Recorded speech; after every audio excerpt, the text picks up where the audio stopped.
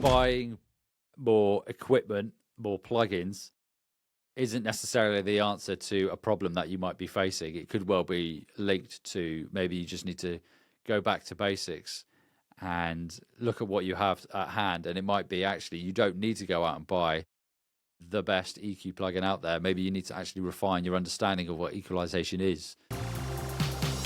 You're listening to the Inside the Mix podcast with your host, Marc Matthews.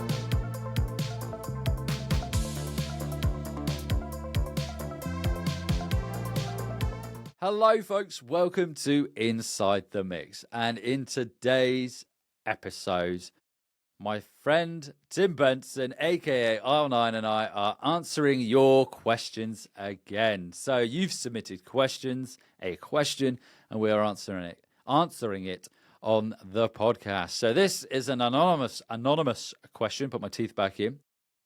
What do I need to start music production at home? So this really is going and harking back to right at the beginning. So we're talking about basics here today. But before we dig into that, Tim, how are you? And welcome back. Oh, thank you. Yeah, I'm good. Not too bad. Yeah, just been drifting around like lovely bits of Somerset, and Devon in the beautiful sunshine, so I can't complain. It's been good. It is at the point of recording this, so we are at the tail end of April. I think we've got a heat wave next week, or something along those lines. What constitutes a heat wave in the UK? So, well, it's hot in here. My studio is definitely warming up. Yeah. Well, it's quite good because I'm finally having my chimney stack redone. So they're raising it to the roof level and then redoing it. But the weather's going to be nice. Hopefully they do it this week. The scaffolding's up, so perfect time for them to do it. So I don't get a deluge of water coming into my property while they're doing it. But folks, if you've got a question, we would love to hear from you. So click the SpeakPipe link in the episode description to submit your questions. You can share your social media handle as well, or your website, or anything you've got going on in your questions. So something along the lines of, hey, Mark and Tim, my question is XYZ. You can find me at, or I've got a release coming up. You can find it at XYZ. And one lucky person each month will win a coffee voucher on me. I love coffee, so I will share that with you. If you want to get an idea, if you've never listened to the podcast before, of what this format sounds like, obviously listen to this episode, but also go back and listen to the first one, episode 175. What's the secret to mixing without muddiness, which dropped on New Year's Eve and has been the most popular episode of the podcast to date, which is amazing. Yeah. Which is amazing. So in this episode, we're going to talking about starting music production at home. Whether you're completely new to music production or thinking about upgrading your sort of home studio setup, obviously it can be quite overwhelming. So we're going to be breaking down maybe some do's and don'ts and some gears, and basically just our own experiences of when we started out as well. So we're going to keep it simple, practical, and ideally budget-friendly. The essentials that you need to start.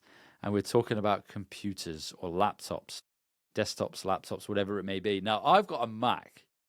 I've got an Apple Mac, and I've got a Mac Studio, and that's what I'm using. And you've got a Windows device, Tim. So this is quite good. We're coming at it from different sides here. So I'll let you start because I was speaking long enough on this one here. So what are your thoughts on? Let's start with sort of the Mac versus Windows idea of where we should start with a device. Yeah, I mean, personally, I don't think I've got a MacBook for sort of outside stuff as well, like I use and sort of when I'm wanting to sit somewhere else. But like, you know, my MacBook and my PC are both totally up to the task. I mean, I think you need to get a well-spec'd machine. You know, that is ideal if you're going to be doing audio. And most modern stuff is up to the task these days. But I don't think it's very easy to get into the Mac PC sort of debate. But yeah, I would say if you haven't got anything and you were going to start out and you were going to go and purchase something, getting something like a MacBook, you know, would probably be the better option, I think, because it's simpler. I do think, having worked on both of them extensively, PCs are fantastic, but they are not easy necessarily to configure for audio, although they do have lots of software availability and stuff, and, you know, there's lots of good sides to it. I think, you know, and it's easier to just buy a hard drive and pop it in a PC often than it is a MacBook. You know, they're a bit more user-friendly in that way. but they're not out just straight away the easiest thing for audio. I think MacBooks just work very well and very reliably. You know, you could buy a MacBook, and we're discussing if we get into software, something like Logic or something, it's quite a straightforward route into it without lots of complications. And I do think if you have too many technical complications, it can put you off actually just getting started and getting music made. So, yeah, I agree. You kind of want to reduce or remove those barriers, the friction to getting started. Don't get. I mean, I remember when I was starting out, and when I first properly got into sort of music production, I was using Logic 9, and this was back in 2012, if I remember rightly. And I had an HP laptop before that. And I toyed around with, I think it was Cakewalk at the time, and like bastardized the connection going into it and tried to record my guitar before I did I did like an evening course in music production, which then introduced me into Logic 9, and I bought a MacBook, if I remember rightly. This was in 2012, which I had for about 6 or 7 years. And that's the beauty, again, I think, of, I'm not an Apple salesman here, but of Apple devices, is I had that for so long and I had no issues with it. Now, I'm going to touch wood here because I got a Mac Studio and I don't want that to die on me, having tempted fate. But like you said there, I think it's important that with Macs and with Apples in particular, you do have that entry level. You've got GarageBand, and I've spoken to and helped artists as well who started out with GarageBand, and even like you can good place to start. It is, yeah. So that entry level, it's not overwhelming. It's a watered down version of Logic, and it doesn't mean to say that you cannot then go on to use other DAWs, because I think for the most part you got DAW. Yeah, sure. We'll get into DAWs in a minute, but the idea, the concept behind them is pretty much the same across the board. It's just different in how they operate. But I think Macs, straight off the bat, when you open the device, it's easy to get started. However, I mean, there is the argument to say that they are more expensive, but I guess it all comes down to budget, doesn't it, ultimately? But I think in terms of specs for devices, we're not going to go into too much detail on specs in terms of what you need and how much you should spend, but just spend within your budget and then work within that. But it'd be interesting. You know what? I've never actually used a Windows device for music production. I've only ever used. I'm au fait with Windows devices, but never actually used a Windows device for music production. Challenges or maybe benefits? Are there any in comparison to a Mac? I mean, I think cost can be a benefit, and if you're into sort of because you can build your own, basically. Yeah, I suppose there is that. Yeah, build your own desktop machine. If you're building a sort of studio desktop machine, that's how I got into it. It was like I got into building my own machines, and I could spec them all up with all the stuff that I wanted. And of course, if I wanted to add another hard drive or another couple of, I've got, I don't know how many hard drives built into my machine now, and and I mean, yeah, it's just like if I wanted to add some RAM, I just go off and buy some RAM and stick it in there. Whereas that isn't so easy with a lot of Macs. They're more designed that you do need to send them to Apple, or you need to buy them with the amount of RAM you need when you buy it, or the hard drive size that you want internally, and then. But I say that. There are many reasons why that going the Mac route is just easier. Yeah, but certainly, yes, software wise, I mean, I don't think it makes a huge difference. You do get a lot of, there are tons of sort of random Windows options for things. There are tons of sort of. It's a more DIY approach, I suppose, But I think it matters less these days, perhaps, than it used to. But, I totally forgot about the fact that obviously you can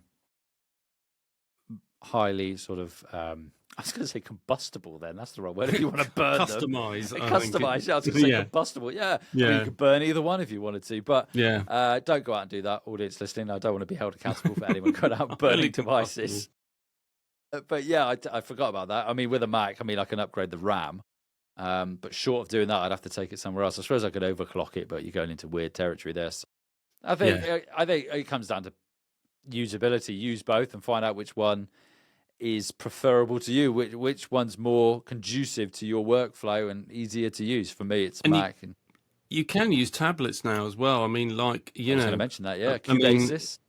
Yeah, exactly. Cubasis or something Yeah. on an iPad, and our good friend Rogue Effects has used for years, like sort of producing his stuff on that. And I know he's actually changed over to Mac now, and he's got sort of like a full version of the software, and is a I bit saw like that. Yeah. daunted by Yeah. what a change it is, and it feels like he's learning something completely different now.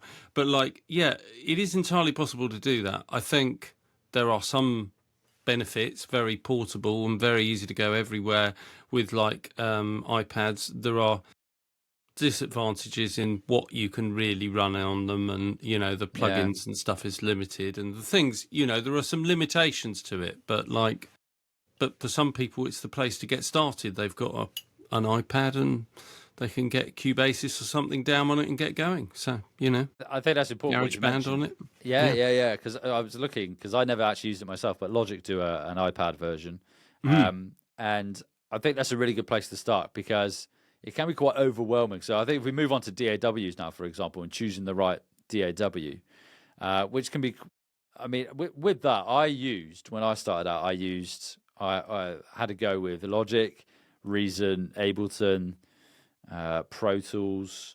I think those were the ones that I tried, and then I sort of came back to Logic. But I think if you start with something like GarageBand, or you start with an iPad version of it, that's a good way to go, I think, because you won't be daunted by opening up a DAW and then just seeing this great screen in front of you and not being able to navigate around it. Like Reaper, for example, I use Reaper a lot. That's quite a steep learning curve.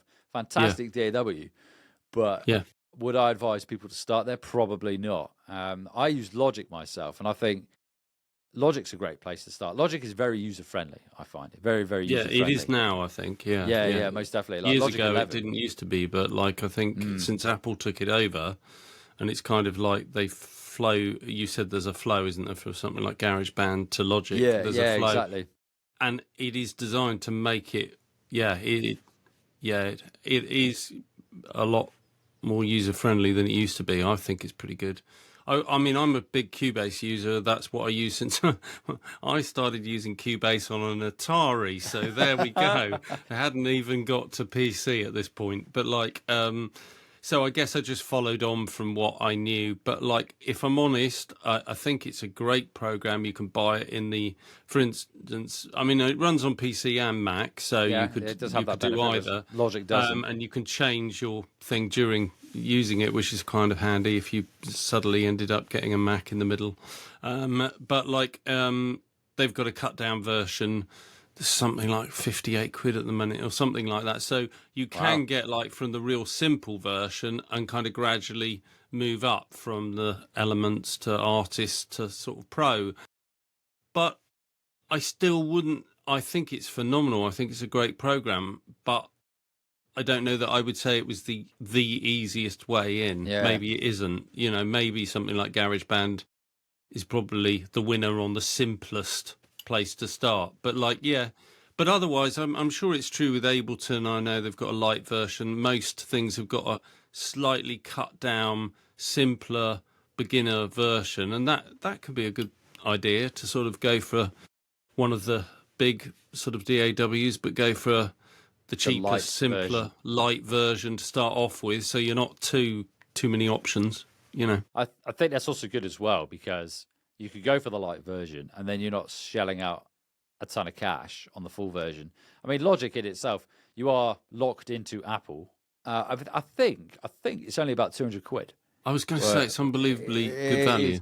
It is. I mean, you do have to buy the Apple device to get it. And GarageBand's free, isn't it? It is. On it comes Apple. with it. Yeah. They do the same with Final Cut though as well. So with Final Cut, is it Movie? iMovie? I think it might be called iMovie. I've never actually used it, but again, it's the idea that you use a simpler version, then move on to Final Cut. Did you ever use Logic before Apple bought it? When it was agnostic towards device. Did you ever use it before? I did. I had it on PC actually. I had a copy. Was it called Logic then? Well, it used to be called something like Notator, didn't it? Eventually, it was Notator, and then it changed to Logic. Yeah, eMagic. It was run by the company. Yeah, eMagic. And I did. I had a version on PC actually. and it wasn't my chosen thing. But I've learned a few different ones to a degree. Pro Tools I've done as well, which I don't know. I know, again, there are quite a few people who have actually started on Pro Tools, which surprised me. But personally, I wouldn't be what I would choose. But again, I don't know that it matters as long as you can find it, you get your head around it. And of course, quite a lot of these have free trial periods, don't they? That you can. Logic's got a big one, I think, 3 months or something. Like you can have Logic and trial it. Yeah, it's quite a long period. So do make use of that, as I would suggest. So get your Mac or your PC. And get a trial of some software, and actually, if the company does it, that you'd like to try, I think there's a trial version of most of them, and try it for a while and go, what's this like? Do I actually like using Pro Tools? Do I like using Logic? Can I make some sense of it?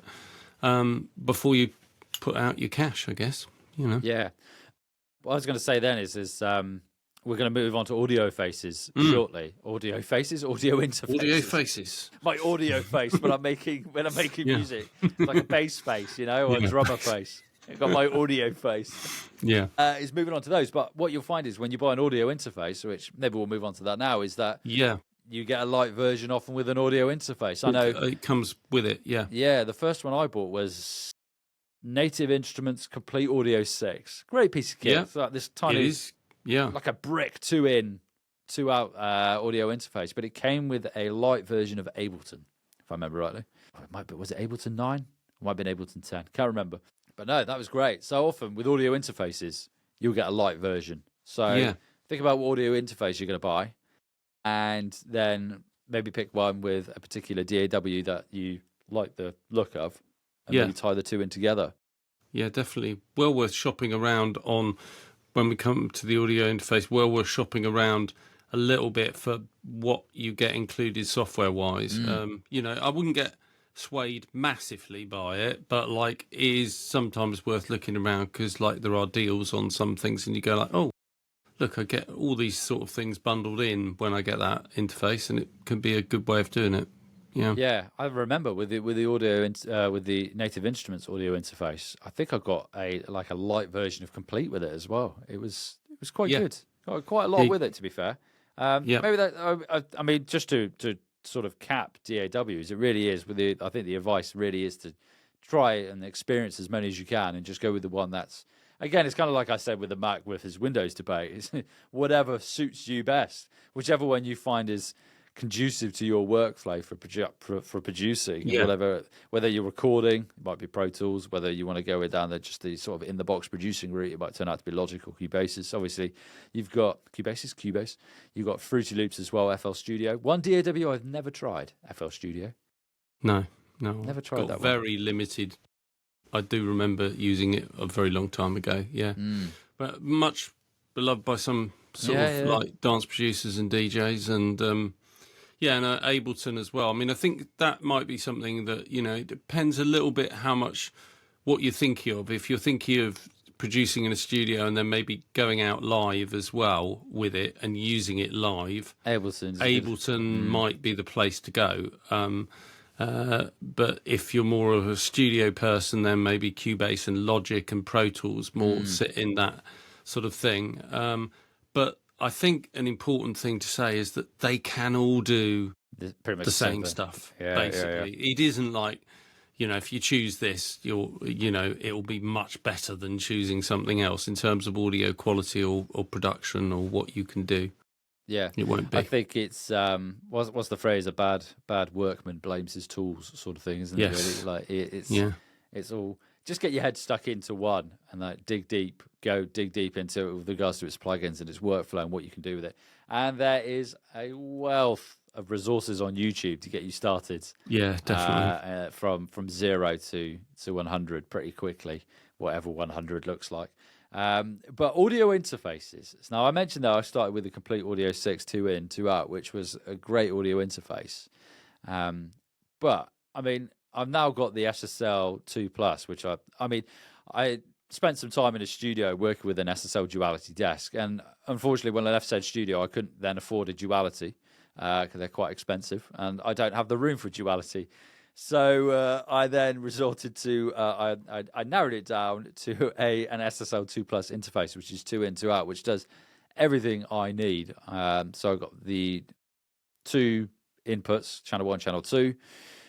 You've got the 4K legacy on it, so you can get that harmonic saturation, which I don't. Maybe I should do that on my voice on the podcast. Maybe that'd be quite nice. You got 2 headphones out on it as well. Yeah, that's and then good. Obviously Nice you've got the feature. monitor control and the and then just the sort of the headphone mix as well. And that's pretty much it. I think that's all you really need to get started with an audio interface. I don't think there's any need to go wild, like a Focusrite. I know Focusrite online gets you see on social media, it gets panned a bit. A Focusrite, what are they? Scarlett. Scarlett, yeah. But yeah, man, whatever does the job. Like, I don't think when you're starting out, I don't think you need to go crazy and spend big on an audio I think interface. you have to think how many things you're going to be recording at once, and if the answer is for a lot of people, well, I might only be recording one thing at once, my guitar or my vocal or whatever. I'm not going to be, some people, I'm not actually going to be recording any audio. I'm just going to be like creating beats or whatever. And I'm not, electronic music. I'm not actually going to be recording any vocals or any guitar. So, you won't be using any of the inputs. Yeah. You're only really wanting it as outputs. And then you've got, obviously, you need outputs to, and we'll come on to this, studio monitors or headphones so that you can listen to what you're doing. But there are people who might be going like, well, actually what I want to do is want to get into production and I'm recording my band and I want to record the drummer and I want to record, and then you might have a bit of a different sort of needs. You might want to go and get more inputs on your thing, but I think for most people 2 in, 2 out is enough for most people. But some people might want 4 in or 6 in or something more because they're planning on recording lots of things all at once. But for a lot of us, we don't record more than one thing at once, really. We might record, it's like I record guitars and I might record many guitars on a track, but I only record each one at a time, so I don't need multiple inputs. I only need one. Very true.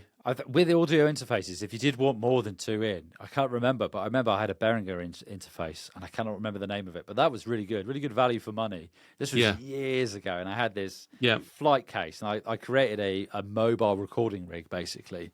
So I had a headphone out, and then I had... it's going to bug me now what the name of it is. Audience, listen, I'll put a link to it in the episode notes, so you can go check it out. But it was a basic. I think it was 8 in, if I remember rightly, a Behringer interface. Behringer do some really. I was going to say they are well worth looking at for like budget multiple input interfaces. They do some really good ones, and very budget conscious. They do a console, and I want to say it's called the X32. They do the X32, yeah. Which is a great console if you want to create sort of like a mobile rig, or you want to go down sort of like the live sound maybe route or something along those lines. Off topic in terms of home studio production. I've got their cut down one, the X Air. I've got the X Air, which is a cut down with the X32. So I've got that myself. Multiple inputs, great. But probably a bit over the top of your bedroom producer who's starting off. So I mean, if you were to mention names like you said, Focusrite, I mean, there's like Native Instruments do them. There's like SSL. There's lots of. I mean, Universal Audio is what I use, Apollo, and that's very well loved. But it's a lot of money. I mean, they do a cheaper one, I think, than the Apollo, but like. They're definitely the more pricey end, and I think you would have to think, do I want to spend that rather than, Behringer make them, Steinberg make them, lots of people, M Audio make them, there are lots of PreSonus, lots of these kind of companies, and will do a 2 in, 2 out interface, and, I don't know that you really need to spend more than that when you're starting off. No, I do agree. I think you can always upgrade. That's the key, isn't it? When it comes to interfaces, and also with headphones and studio monitors as well. It's another one that you could start with something and then upgrade. So again, with audio interfaces, I wouldn't like you say I don't think you need to go crazy 2 in, 2 out to get started. But moving on to headphones, I've got headphones versus studio monitors in my notes here. So way back when I was doing it, when I started out primarily using headphones, and I've still got them now. Actually, it's these Audio Technica ATH M50s. Great headphones. I mean, I think you got the same. Are those the same? Yeah, there we go. I have, yeah. The band itself has like lost all of its. It ends at the up on top my bit. head a lot of the time. Yeah. Mine does the exact same. So I think, I mean, I think you can pick. I'm not saying go out and buy these, but they're fantastic headphones. They are. For editing, I use them all the time. When I'm editing the podcast, I wear these headphones just for that detail. I mean, obviously, they do have a particular sort of frequency curve to them, ultimately, as with any headphones. But they are fantastic. And I think you can pick these up for about 150, 130, 150, something along those lines. I think you probably want to hear spend a lot bit of detail money. and Yeah. But I know there is a set of headphones. I want to say DT 990s. I think that's what they are. But they're very good headphones. Yeah, Bayer ones. Yeah. Yeah. Are they Bayer Dynamic? Are they Bayer Dynamic? Yeah, ones? Bayer Dynamic. Yeah. I think if I was starting out again, I might be inclined to maybe start with open back. Do you have any open back headphones? Yeah, I do. Yeah, I've got more headphones than any man needs. I sold a set of Loads of them. focal ones recently. Really good headphones, but they were just too. The high end was just like in my ears. It was just I didn't like it, so I got rid of them. But if I were going to start out again, I'd probably maybe consider starting out with open back, specifically if I haven't got monitors, because I find when I wear these for too long, the bass response and then around my ears gets a bit too. Do I want to say overwhelming? It does a bit. Yeah. I find when I'm wearing them for too long. I think when it comes to buying headphones for like starting off as a studio thing, I mean, yes, you can go for. I mean, we've got pro headphones here. That's what they're classed as, and you could spend more, but that's the kind of level 120 sort of pound level kind of thing, isn't it? Get started there, yeah. Yeah, but there are a lot of cheaper options that you could get that are probably usable. Cheaper studio headphones. How reliable they are when you come to mix, you may find that they're not that accurate. That's the problem. But you could definitely start with any sort of enclosed sort of headphone, because you want it enclosed if you're going to be recording. If you're going to be using a mic, you don't want it to be open. Of course, you don't want the bleed. Yeah, 100%. Yeah. So probably if you're going to buy one set of headphones, closed back headphones are the way to go. Again, there are some pretty cheap makes. I'm trying to remember. Stag probably do one. I mean, there's probably some sort of cheaper makes of studio headphones that, in fact, I think Stag do a really good pair of headphones, bizarrely, because I think a DJ friend of mine's got them. But there are some ones that are more like 40, 50 quid kind of range, which are not going to be quite as good. Get you going, get you started, I reckon. Yeah, I mean, what you say there's a good argument. Actually, I didn't think of that. I was thinking it purely from sort of like a mixing and editing perspective, not considering actually if I were going to be recording my own voice, then you probably want them closed back. Otherwise, you're going to get that. If you've only got money for one set of headphones, you're going to get that bleed. I think what you mentioned there about you can get them for less than £100 is, and then obviously, your mixes are going to be subject to whatever you're hearing. So you can think of it as like a filter. Those headphones are going to apply a filter to your mixes, and it's going to influence what you hear. But I think the advice there would be to just, before you start actually mixing, or maybe even recording using those headphones, just listen to a shit ton of music through them and get used to listening to what sort of high quality audio sounds like. So you can use that as a reference, as a benchmark to think, okay, well, if I know that music is of a high quality and I want to replicate it using these headphones and go down that route, I suppose you could then think, okay, well, I could use some sort of corrective software, but then that's another expense. And then you might think, well, why don't I just go and then buy some more expensive headphones? depends which route you want to go down. Yeah. I mean, the good thing with the more sort of pro level headphones is as well, you get longer cables, you get like sometimes replaceable cables like these, you get like parts of them become replaceable, and it probably they last for a long time. You can keep using them and go like, oh, I've got the same pair of headphones that I've been using for like 20 years. Whereas like the cheaper headphones have a habit of not lasting very long in studio use sometimes. So, Yeah. But I think these are testament to that. Like I've had these well over 10 years, these headphones, and touch wood again, they haven't sort of skipped a beat no, in that I time. would say as well,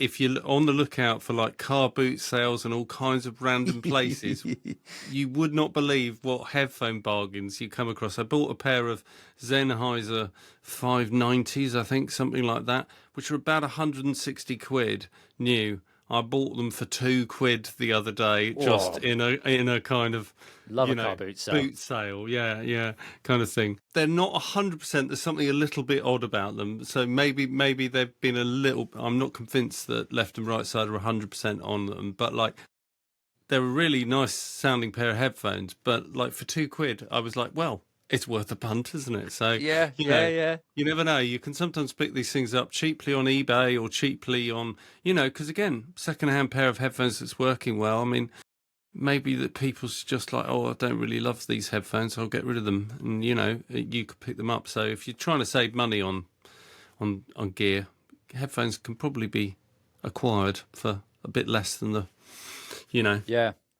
And I think as well, new price. it's a good point to make, because you could do the same with audio interfaces. Yeah. And you could also Definitely. do the same with your laptop, desktop, whatever it may be. You could also do it. 100%. It's a very good point, actually. You don't necessarily. I've done that with my guitars. The guitars I have, none of them are brand new. Bought none of them brand new. No, none of them brand new. And some things are a bit more reliable to buy secondhand, like possibly guitars, microphones, maybe, some things that are a bit more sort of reliable to buy secondhand, and some things, I don't know, you can have more issues sometimes with computers and bits and pieces like secondhand. I think as soon as the more moving parts, air quotes, the more moving parts, then there's more potential for things to go wrong or possibly not be quite what they should be. But I mean, I got a secondhand, well, it was actually off my wife, but like I bought it for her secondhand at the time, like MacBook, that is something like a 2012 or something ridiculous, like. Yeah. And I did live gig at the Fleece in Bristol. Yeah, the Fleece in Bristol, and I played that gig with that laptop, and I did a whole load of stuff with it. And I mean, unbelievably enough, like a MacBook like that cost 250 quid a very long time ago is still perfectly able, works okay, and I could sit down and record on it now. So you don't necessarily have to go spending thousands. You can be a bit canny about it and just buy some slightly old tech, CEX, somewhere, I don't know, you know what I mean, somewhere, and get something decent off FacePay or something and get started, Yeah. I agree, and this kind of moves on nicely to wrapping things up. I appreciate we didn't touch on headphones there, but on monitors. But in the interest of time, I think it's in my head. I'm thinking of that there are other sports available, but that individual who buys a high sort of I was going to say high fidelity set of golf clubs, high fidelity golf clubs. But it's that all the gear and no idea. It's the case of just.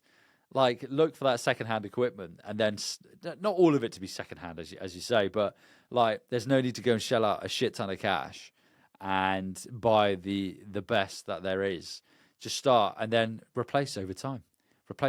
So I think to wrap it up nicely would be the mindset, really, to get into the mindset for starting or upgrading your home studio. And I think one key part could be is to not get caught up in gear acquisition. And just think you just have to die. I think this goes back to what you were saying then, just buying the most expensive stuff or just accumulating loads and loads of gear. And just, for me, I mean, this is my personal work, but the way I like to work is I like it to be relatively streamlined. And that's the way I like to work, and it's sort of conducive to what I do. But I think it's quite easy. And I think gear acquisition in particular, it can be quite easy to fall into gear acquisition syndrome with plugins. But I mean, that could be a whole episode in itself. Yeah. You know, Microphones as well, we haven't really touched on and had time to touch on. But again, you can buy standard sort of studio microphone now, capacitor microphone for probably about 100 quid at the beginning points. And equally, you can get secondhand microphones, or you can even get a USB microphone like sometimes. But like, you know, it's just, it's surprising what you can get and get yourself started. I have one client who I do quite a lot of stuff for, who seems to, for some reason, record his vocals on a phone and release them. So there we go. It wouldn't be my suggestion for the way to go. Yeah. But it's not stopped him from getting into making music and producing music and releasing albums. So, you know, don't get too hung up on, if I don't have a Neumann, I'm not going to be able to, you know, make some good music. Indeed, and just to add to that as well, I think building skills is important as well. And this again could be an episode in itself. Is that buying more equipment, more plugins, isn't necessarily the answer to a problem that you might be facing. It could well be linked to maybe you just need to go back to basics and look at what you have at hand. And it might be actually you don't need to go out and buy the best EQ plugin out there. Maybe you need to actually refine your understanding of what equalization is and tonal balance before actually going out. So building up your skills before maybe having the ultimate perfect setup could be the way to go. Yeah. Yeah. And most, I mean, it probably, as we've said, like DAWs and all the different things, most of them now will come with everything you need to start making music. You won't need to go and buy a load of third-party things. You don't get sucked into that straight away. You've probably got a ton of things to learn within what you've got, you know. And most definitely. Yeah. So there we go, folks. So we touched on their devices, DAWs, headphones, and just the mindset briefly at the end there. And I think to summarize, really, it's a case of just try what's out there. Don't spend a shit ton of cash. Look at what is out there in terms of secondhand, and then gradually build and replace over time. But make sure that you sort of pay attention to the skills of music production as well, and don't just think spending loads of money is going to result in a smash hit. You need to get it could do, yeah. But you need to. There was actually, this is a bit of a tangent. My fiance, she shared with me a producer, and I cannot remember his name. But he is a producer, and he produced loads of songs for artists, top tier artists in the noughties and into the tens as well. And he said that a lot of those songs are at 120 BPM because he didn't know how to change the BPM in his DAW. That's great stuff. Didn't know what it was, so they're all 120 That's BPM. Great. So that might just spit in the face of everything I've just said.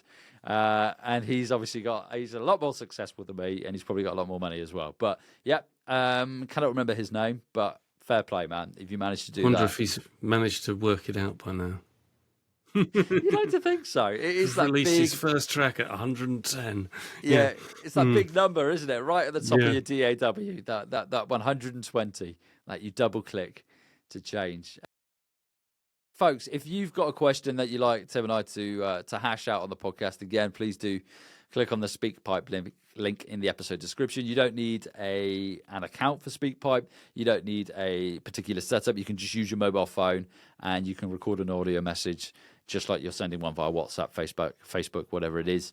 And then I said, as I say, one lucky person each month will receive a coffee voucher. But before we go, Tim, any upcoming releases? At the point of this going live, your most recent release would be live, Liquid Blue.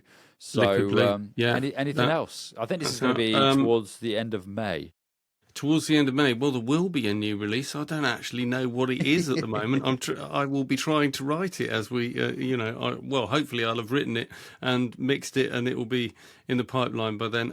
I am really trying to get my album finished, which is sort of so if I was really lucky I might get that out by the end of May, but if not, the end of June. So nice. I'm definitely got an album in the pipeline. Yeah. Exciting stuff, mate. Well, audience listening, if we have released anything, because I'll be in the similar position, check the episode description, and there might be some links to music in there. Yeah.